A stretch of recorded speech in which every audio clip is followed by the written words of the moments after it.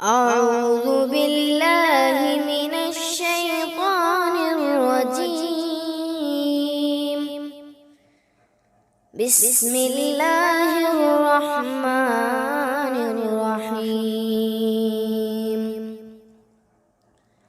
أقم الصلاة لدلوك الشمس إلى غسق الليل وقرآن الفجر إن قرآن الفجر كان مشهودا ومن الليل فتهجد به نافلة لك عسى أن يبعثك ربك مقاما محمودا وقل رب أدخلني مدخل صدق وأخرجني مخرج صدق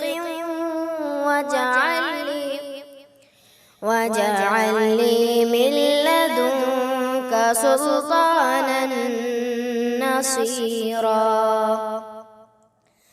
وقل جاء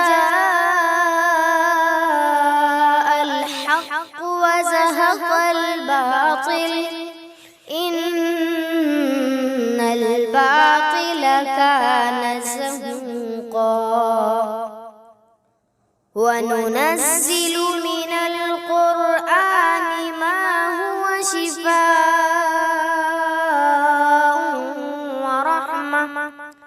ورحمة للمؤمنين ولا يزيد الظالمين إلا خسارا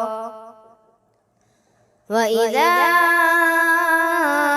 أنعمنا على الإنسان أعرض ونأى بجانبه فإذا مسه الشر كان يئوسا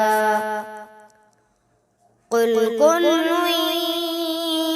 يعمل على شاكلته فربكم أعلم بمن هو أهدى سبيلا